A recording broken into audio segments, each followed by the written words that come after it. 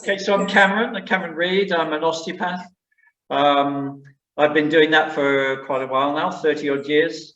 And I do some training, so I help therapists improve their skills.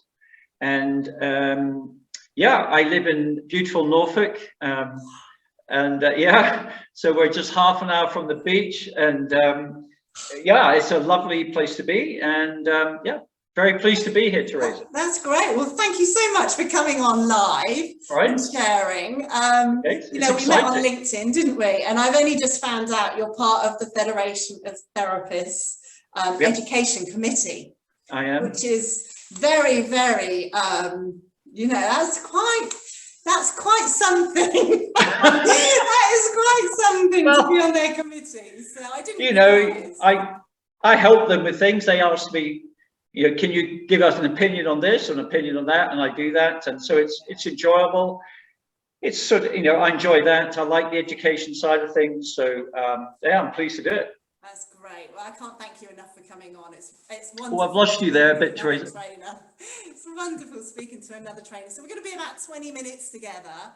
Can you speak up? I can't quite hear you. Oh, okay. Yep. Can you hear me now?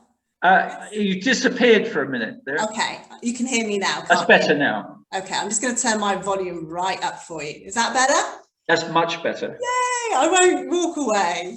Okay, so I'm glad we've got all the technical issues in place because we had a lot of fun before, didn't we? Oh gosh, that was stressful. Computers decided to do updates and everything. And you know what, guys? This is the reality of doing podcasts or doing lives. People think you just stand in front of a camera and it's all perfect. And, you know, and my podcast is 100% real with Teresa. And this is the real nitty gritty of it, isn't it? Cameron, you've been working all day.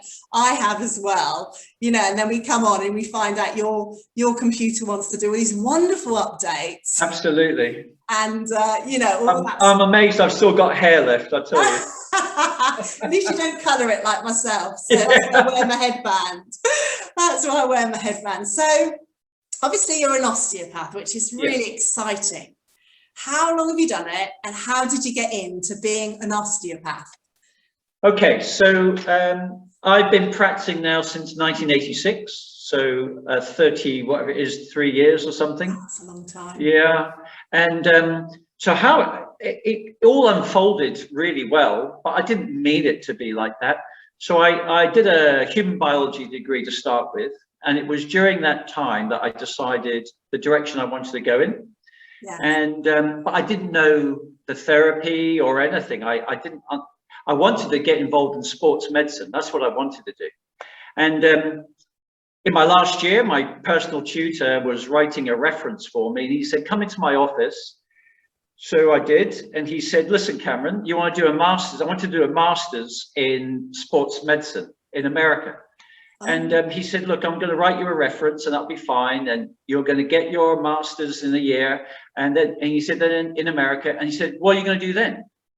And I went, oh yeah, what am I going to do? So he honestly, I kid you not, he gave me a piece of paper and on it he folded it in half. He says, I want you to go away this weekend and have a look at that, what I've written on that piece of paper, and I want you to come back on Monday and see me. And what he wrote osteopathy on this bit of paper. And this is way back, okay, and I hadn't even heard of an osteopath. Oh. Went to the library. There were 2 books in the library at the University of Surrey Library, which were, I don't think had ever been taken out. Oh. And I took both of them out and I just sat all weekend reading. And I came back on the Monday and I said, that is it. And of course I'd known him for 4 years. So he knew me and he knew this was the direction I should go in. So that was it. I applied.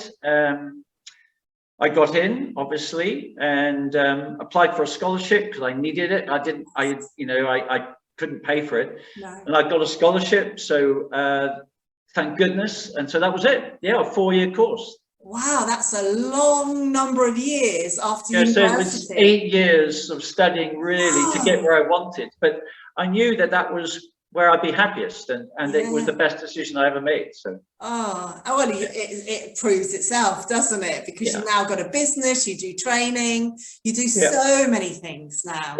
And I still enjoy coming into the practice every day, and so it's good. And I bet your clients have been with you for years as well. Some of them have. I had a man phone me up today, an elderly gentleman, and he said, "Oh, Mr. Reid, I saw you when you were on the high street in that little room when you started off, you know," and that's 30 odd years ago. So I still have a few people I first saw. They do. They're so loyal clients. Once they are hold of you, they never want to leave. It's really good. It's lovely, isn't it? It's such a blessing to be able to do it. So, you know, within your business, when you qualified, right, and what sort of like hurdles did you come across when you started out? Because back then, Cameron, I mean, I'm 25 years teaching. Back then, people didn't know about, I mean, I'm holistics more, but, you know, people weren't aware like they are today. It was really tough. So what I did, I worked for someone else in Ipswich, so Andrew Gilmore in Ipswich. So I worked for him, and that was great. And he kind of supported me for 3 days a week, really. And then in those days, in 1 year, you could have 25 adverts in a local paper, and that is it. That was your promoting yourself. That's all you do. And they gave you the text that what you had to use in that advert. You couldn't come up with it yourself, and so it was really regulated. And so I put a few adverts in a local newspaper, and I never had 1 week where I didn't see anyone. So I think in my first week I saw one person, you know, but every week I saw someone extra. So it gradually built from there. But I tell you, after about 18 months, I remember having this thought, and that's the truth. I thought, I just don't know if this is going to work here. It was hard work, really hard work. And I was ready not to give up, but I was ready to move. And I thought, no, I'm going to give it 6 more months, and I'm going to see what happens. And then it started to pick up. And then I've been here ever since. So I've been in the same town now for 30 years. Oh, that's perfect, isn't it? So, but that's how it was in those days, you know. It was tough because you had to educate people about what you were doing because they didn't know the subject. No, not really. No, it was difficult. It was really hard, really hard. And for people to spend that amount of money in those days on themselves was like unheard of. And I'm in a semi-rural area. It's lots of farmers and all this sort of thing. And oh dear, it was tough. But anyway, it was worth persevering, and it's good. Fantastic. So have you been like sporty yourself? You know, because you do musculoskeletal. Do you like enjoy sports yourself? You know? I do. So I suppose my main sports were, well, I don't know, I got a few actually. I played a lot of football when I was at university and all that, and played squash. And then I carried on playing squash when I came here because we had a really good squash club in the town, really good. And so I played there for 10 more years. And then and now I do a bit, but I don't do a huge amount now. I go for the odd run, and I do a bit of, you know, running around the garden and stuff. But I don't do I'm not as active as I was. No. So it's quite interesting though, isn't it? Because it's like being aware of yourself and your own, you know, energy and activities, and then helping other people. And I think it always helps if you've been active in the past to appreciate what other sports people go through. I mean, I worked for the football club here at Norwich City for like about 10 years. And just part-time, but 10 years. And so I've got a really big interest in why people get injured and why they don't. How they get better quicker than others, you know, why is that? So that's always been an interest. And I think really to have that interest, you have to understand how we work, how we move. And that takes a while to pick up, you know. It's not so simple as picking a book up and reading it. You need that practical experience. You absolutely do. And do you find with every, the majority of injuries, do you think there's a mindset thing that matches it? Or if you took away the physical, you know, they got it from running or whatever, but would you say that some, I don't want to put words into your mind, but is there a mindset with the physical problem as well? You've got to ask yourself, why are some athletes never injured? Yes. Why are some always injured? Yes. And I think there is a mindset there. Thank you. Yeah. I really appreciate you saying that. Yeah, I think there's a mindset. There is a fear factor. And how that all comes together is different in different people. But I think that some people are generally they fear injury so much that they become injured frequently. Yeah, I know, mad, but it's true. No. And then others, I remember the local team here. So this is amateur football. There was a chap, I still see him occasionally. He drank a lot. He smoked a lot.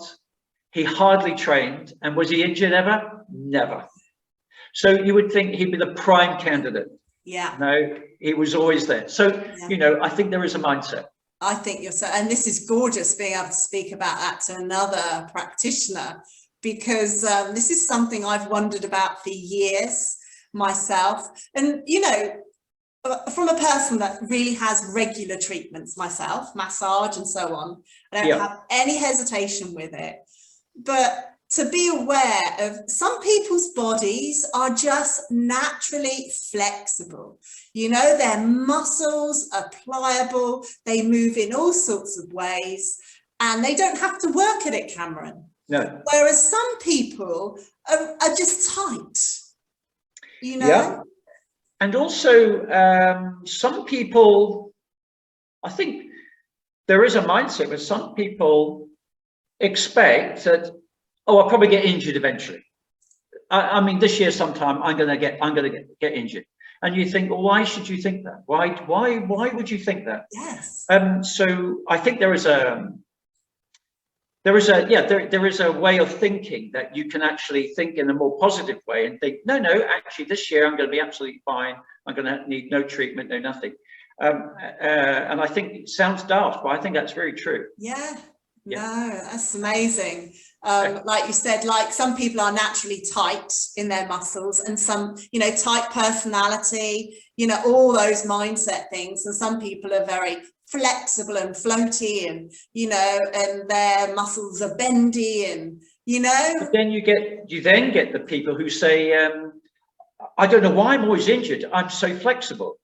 Yes. And flexibility is part of it. Yes. But it's not all of it. No. Other people say, I'm so tight, and you know, that must be why I get injured all the time. And you think, no, there's lots of people who are tight and don't get injured. No. There are lots of people who are super flexible, never get injured, or do get injured. So it's a multifactorial problem. Yeah.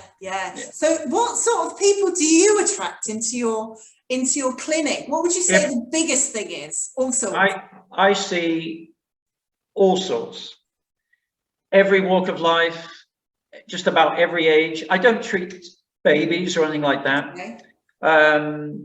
You know, so maybe the youngest around 11, 12, 13, those growing years, right up to the retired, you know. Oh. Last year, 2020, my eldest patient passed away, and she was 101. Wow. And she was as sharp as, yes, she was. I love it. Amazing. I've never met such a wonderful lady ever, because she'll come in, and when she was 100, you know, she was just with it completely. And she passed away last year. Yeah. So the whole age range, you know. Wow, that's amazing. Yeah. And I like it that way. Yeah, absolutely, because it gives you a good all-round experience, doesn't it? Yeah. But I think, you know, experience, like you say, there's only so much you can read from a textbook. Yeah. And I think the joy of why we have to do case studies, you know, on our courses, we have to do loads of case studies. Yeah. And then you start learning even more about your clients, because they're paying you and they want results, etc. And you learn so much. What would you say some of the biggest aha moments have been for you during your The whole biggest, life? sorry? What would you say some of the biggest aha moments, you know, with your clients that you've seen? Okay. What that they have done or they've told me or something? Anything really, a realization. Okay, I'll tell you a funny story. Go okay? on, go for it. Now this shows you've got to think of everything. Yeah. I had a farmer come in years ago. I'd only been qualified like 3 or 4 years. I didn't know a lot, I tell you. And he came in and he had this painful foot. Okay. Yeah. And I was doing loosening it up as much as I could, right? And guess what he did at the end? He was getting dressed and he wanted to comb his hair. And guess what was in his shoe? His comb. And he went, oh, there it is, right? He had been walking around with this comb in his shoe for ages and wondered why his foot hurt. So there you go. Listen, So don't always think that their problem is something they've strained, they have been born with, whatever. Maybe there's a really even simpler reason, maybe like your comb. It's so good, Yeah, good. so yeah, I love it, love it, love it. So you're on the FHT Virtual Congress, and this is why I wanted Cameron. I wanted to bring you on because I thought this is so good. I want people to know about what you're going to be doing on the Virtual Congress, right? Because you're invited just like me, and you've put together a load of videos or our video. Can you give us a few nuggets about what it could be about if people are interested? Okay, so I think the titles are out. I don't know, but I'm doing a video on patellofemoral pain, so pain at the front of the knee, and ITB, so iliotibial band. Yeah. In runners. So those two, they're some of the most common problems you see in runners, and they're not so easy to treat. Okay, and understand. So I go through simple assessment, make it really practical, not too theoretical, and show the sort of things you should be doing to assess your client. I like it. And what it means. So with it, there will be a PDF, which they download, I think, and with that, there'll be some more little nuggets about make sure that assess your client, what that assessment means, get them to do a few movements, what they mean, and how that relates to anterior knee pain or ITB pain. Yeah, fantastic. So all the things I do are practical. I am not, I like theory, but I am not like that. I like things to be practical. So that's how I try and make my videos or my training.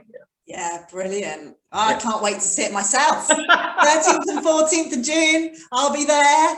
Definitely doing the rounds. I'm really looking forward to it. So is it aimed at all massage therapists, or what sort of type of therapists or practitioners would you say? I mean, I'll be aimed at any massage therapist, sports therapist, anything, anyone who might see that type of person, you know, so that they can better advise them, and if they can't treat them, at least point them in the right direction. But some of it, I'm not saying it's easy, but some of it is a bit simpler than you think. I think we overcomplicate it. We get a bit nervous when someone comes in with something we're not too happy about treating. And we think, oh no, you know, oh, the knee, oh, that's so complicated. And in fact, the knees are very simple structure. I think as therapists, we make it complicated, but it shouldn't be. So hopefully I get that across.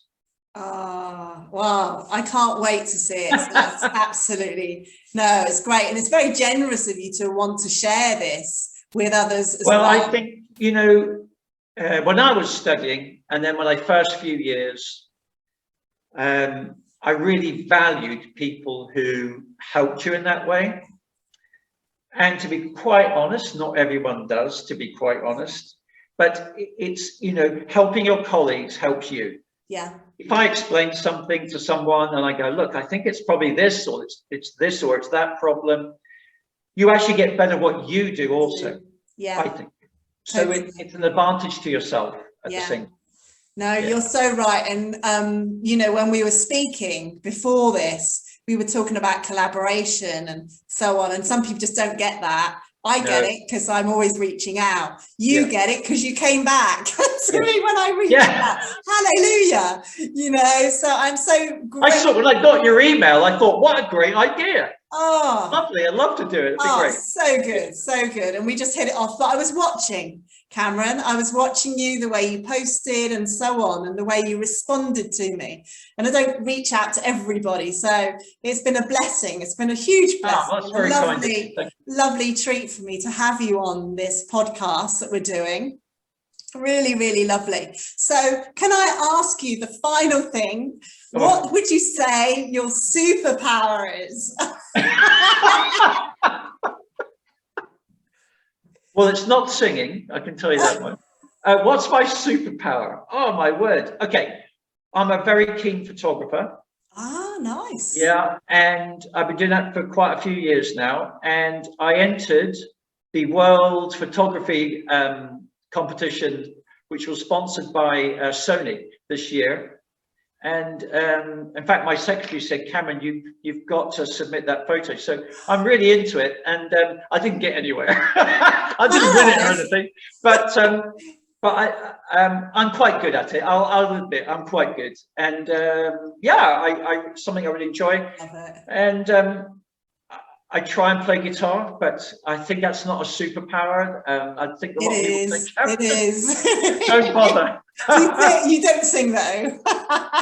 I give it a go. You give it a go. Oh, that's brilliant. That's so good, so good. So do you use a manual camera or I have. Okay. This is why I bore for Britain now, but I have two. I have a big camera and a tiny one. So when I'm in the street, I take photographs of people. Yeah. And but I use manual all the time. Yeah. So because that's how people. So I'm manually setting the exposure and everything. Yeah. Wow. And you get better results that way. So if anyone out there who's a budding photographer, get good at using it manually, and you'll become a better photographer. Definitely. Yeah. My husband does. You know, just hobby wise. Yeah. And do you like just taking pictures of people because you deal with people, or are you more of nature or whichever? Am I what? Sorry, Are you more on taking pictures of people? No, people. I like street scenes, street photography, but I've got pictures of landscapes and things like that. And it sounds. I mean. Just I like taking a good picture, you know, whether I like the human interest, you know, and so I have photographs in my waiting room here of my photographs, and all people like them. So Excellent. But I think a human interest is good.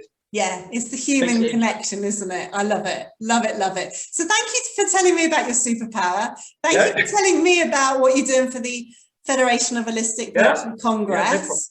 You know, and it's so good to realize you're on the education committee as well. So I do a bit for them. They don't call on me all the time, but they do sometimes. And I'm happy to advise and help. And I just think I'm passionate about the whole healing industry, not just me as an osteopath, but I'm going to Manchester in end of June to run a week-long course. And I love meeting the new therapists. You know, we don't know each other. And it's just, I like to know what makes people tick and what their interests are, and can I help you make that even better? I love doing that. So long may it continue. Fantastic. Well, thank you so much. No, thank you for asking me. Oh, brilliant. And I hope all the viewers enjoyed this podcast and interview. So Cameron Reid, and you're cameronreid.com? cameronreid.com, yes. All one word, yeah. Fantastic. So if anyone wants to look you up, you also do training as well. Yeah. Okay. Yeah, that's great. Thank you. No trouble. Cheerio. Bye-bye. Thanks. Bye. Bye-bye.